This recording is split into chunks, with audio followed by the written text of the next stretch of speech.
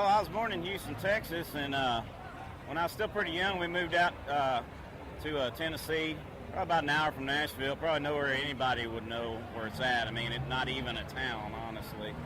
But grew up out there in the country, and basically, my family on my mom's side is like everybody plays. Everybody plays an instrument. My cousin has a band called the Black Lilies. It's a really big, like Americana, in the Americana scene. My other cousin, he's one of the best fiddle players in Nashville. He's played with Crystal Gale and with George Jones, and so there's a lot of musical background in my family. And I guess probably how I got into it and was serious about it is where we were, you know, out in the country back then. There was no cable TV. There was nothing. We had like 3 channels if we were lucky. So my mom, you know, she had to find a way to entertain me and my sister during the day. You know, my dad worked in Nashville. He'd be gone all day, and we'd be at the house stuck with her. And, you know, she had to do something with us, so she'd play. You know, she had an acoustic guitar, and she'd get out and she'd play it and sing to us, and we'd love it. We'd fucking jump around on the bed and dance around. La Bamba, she used to play La Bamba all the time. We loved that shit. But, you know, so it was just kind of like, it was always there from the beginning. And I guess when I got old enough, I was like, well, you know, hell yeah, I want to play guitar. And so that's kind of how I got into it. And, well, really, it wasn't really in Nashville. I mean, I grew up near a town called Clarksville, Tennessee. And probably as young as like 14 or 15, me and my buddy Mike Robinson, he was a drummer, I was a guitar player, and some other buddies of ours from high school, you know, we had our band, you know, our rock band, and we started playing the clubs around there pretty early. Actually, some of them, you know, our parents would come out too, because they weren't really the kind of places that the teenagers should be hanging out at, so of course they were, you know, they were present at some of those things. But, you know, we started doing that pretty early. You know, everybody, when you move to town, you got to start somewhere. Some people start on Broadway. Some people go to Broadway and play on Broadway. I just went out and I started doing like there was like blues jam nights and stuff. And I'd get out and I'd go sit in on these things and play and meet people. And really that's how I got like my first road gig doing that about a year after I was in town. You know, I got a road gig with a guy named Shane Martin, you know, touring around in the van with the trailer, and that's how it all started, you know, and just, of course, things have, you know, kind of kept going since then, and, you know, here I am with John Party these days. Probably my biggest influence is when I started playing I loved 80s rock, you know, Motley Crue and Poison and Bon Jovi, all that stuff, man. It was, you know, that was what was, you know, big when I was, you know, going into my teenage years and stuff, so I loved those guys and idolized them. And all those guys in those bands were really badass guitar players, you know, so it was something, obviously I love that kind of music and I gravitated towards it. And then, of course, when I got into high school, you know, the 90s country thing was really hitting. So, of course, we had a country band, and I love a lot of those artists, Brooks and Dunn, Mark Chestnut's one of my favorites, Dwight Yoakam, a lot of those guys I listen to, you know. I still listen to those guys. I still love them. And then, you know, other than that, you know, I think just through time and experiences, you learn to love all kinds of different music. These days, you know, really what I enjoy listening to, country-wise, I like the old stuff. I like Willie and Waylon, you know. Rock and roll, I like classic rock. I like ZZ Top and the Allman Brothers, you know, and stuff like that. So, but I still listen to, you know, all the, you know, the 80s rock stuff and the 90s rock. It's just, you know, the older you get, you know, the more your tastes evolve, and you know, you stretch out. And, you know, if somebody had told me that I'd be, you know, listening to country music when I was, you know, 11 or 12 years old in my bedroom, you know, headbanging to Cinderella, I'd have been like, hell no, you're crazy, man. I'm not going to ever be doing that, you know, and now here I am in a feathered cowboy hat playing for a country artist. So, I mean, you know, it goes to show you never really know, and there's all kinds of different things along the way that you learn and that you learn that you like, you know, and that's, you know, kind of how it happened. Well, actually, our bass player Lee met John first. Lee and I had a rock band, and we toured around, and we did like college towns, frat parties, that sort of thing, mainly in like in the Southwest.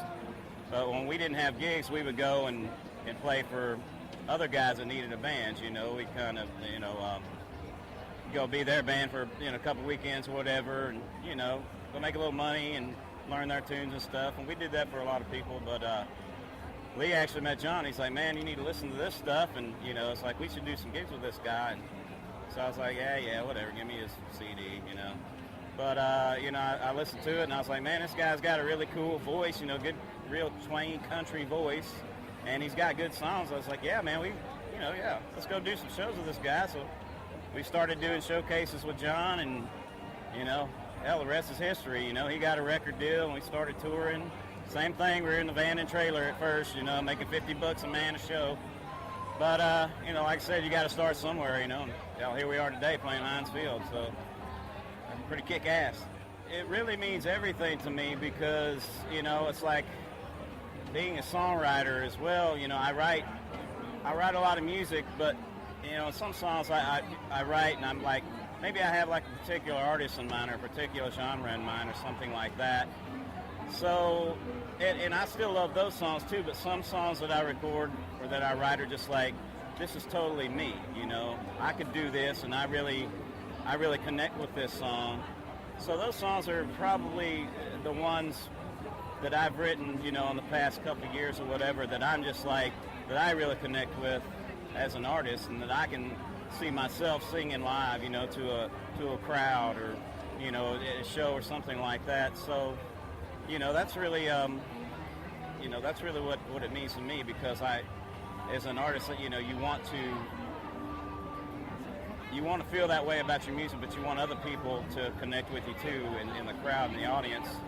And so when I'm playing those songs to people, those are the songs that I feel like, they're most likely to connect with me as an artist. The audience is most likely to connect with me hearing those songs as an artist and understand, the type of music that I'm trying to write or to put out there. Dierks Bentley is probably one of the nicest guys that we've ever toured with, and his band also, great guys, great bunch of guys. I love that guy. We've done the Brothers Osborne. Those guys are killer. I love them. We've done some shows with Gary Allen. He's a super nice guy. Super nice guy. Gave me that ring right there, right off of his hand. He made this ring, by the way. Made it himself. And we were hanging out on his bus one day in Minneapolis, me and John. And he's always very gracious. Like, hey, you guys come hang out on the bus. And, he saw all my skull rings and stuff. And he's like, I really like your style, man. I was like, thanks, man. I like yours, too. And he had this ring on and another skull ring. And he's like, what size is your finger? I was like, I think like 9.5, whatever, And he's like, try this on. So I tried this ring on. I'm like, yeah, man, it fits pretty good. And next thing I thought he was going to be like, well, I could probably make you one of those, And then I was like, well, I probably can't afford one of those. But he was like, man, keep it, it's yours. And it's kind of like kid at Christmas, like, like, holy crap, really? Gary Allen just gave me a ring he made? So he's a really super cool guy. I love that story about Gary. And he's cool. There's a lot of other, there's a lot of people that that maybe have done shows with that, that we haven't actually been on tour with that, that you just kind of meet in passing. Jake Owen's a really nice guy. Kid Rock is awesome dude. There's just so many, because honestly, when you think about a lot of these guys and how huge they are and how big of stars they are, some people might get the impression like, oh, they might be a jerk or something. But I mean, most of those guys are super cool, super nice guys, and just, regular folks, and, hell, they'd probably be just as happy hanging out here drinking a beer with us, I think that definitely the pinch me moment was when Gary Allen gave me the ring. That was probably the big one, It's crazy. I don't really get too starstruck really with people. I mean, because just being out on the road, you see them all the time, and and like I said, most of the time they're just like regular guys too, and we'll just be like, hey, what's up, or maybe you will drink a beer with them afterwards or something. Honestly, the most starstruck I've been by somebody wasn't like a musician. I was at my buddy Lee's wedding, and if you're not a Tennessee Titans fan, you might not know who this is, but I was sitting there with my best bro, JR, and we're watching, Lee go up the aisle or whatever, and we stop, and there's Jeff Fisher sitting right there, in the seats, and we're just, both of us are like, holy shit, that's Jeff Fisher, So that was probably like the biggest like starstruck moment I've had was when and he like hung out for the reception, and of course I had a couple beers. I'm like, JR, I got to go talk to him, man. I got one more beer, and went over and talked to him. He was a super nice guy, man, just totally great dude. So yeah. Well, really, I'm a Firebird guy, So I got 2 Firebirds, Blue Steel and Magnum. And they're my main guitars, I love them. It's kind of like the Firebird's kind of like my trademark, There's really not anybody else in country music playing Firebirds, so it's kind of my thing. They're killer guitars. I love playing them. They got a unique look and feel to them, and that's my thing, That being said, too, I got a nice new Telly from Fender, man. It's a great Telly. And I love my Flying V. I brought my Flying V out, and everybody seems to like that thing. So that's fun playing too. But definitely the Firebirds are my thing. I got to go back to the Brothers Osborne. I love those guys. They're great. I love their music. Is this like newer art? It could be anybody. Okay, so those guys, definitely Waylon and Willie. Would love to see that. Brooks and Dunn, Mark Chestnut, all the 90s guys that I love. Let's see, who else? Who else would I want there?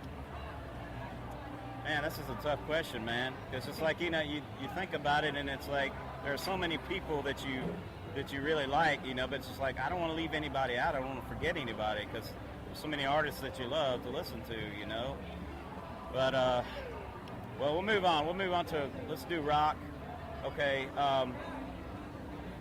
definitely ZZ Top,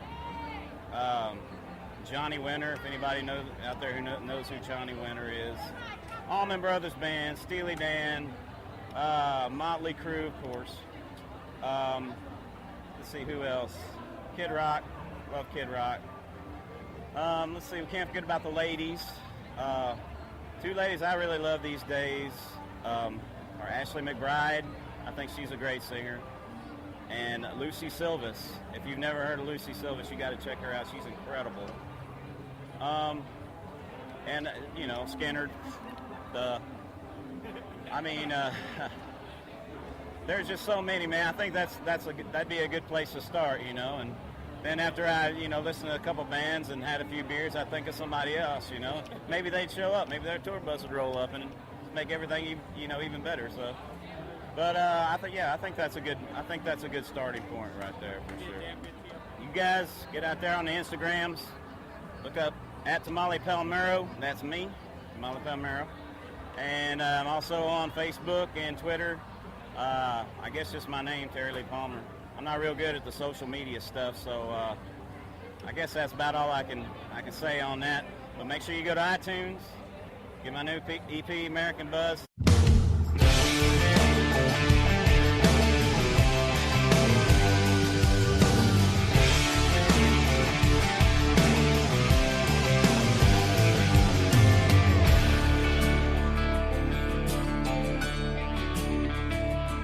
We live and die for the opportunity to hold our piece of the American dream.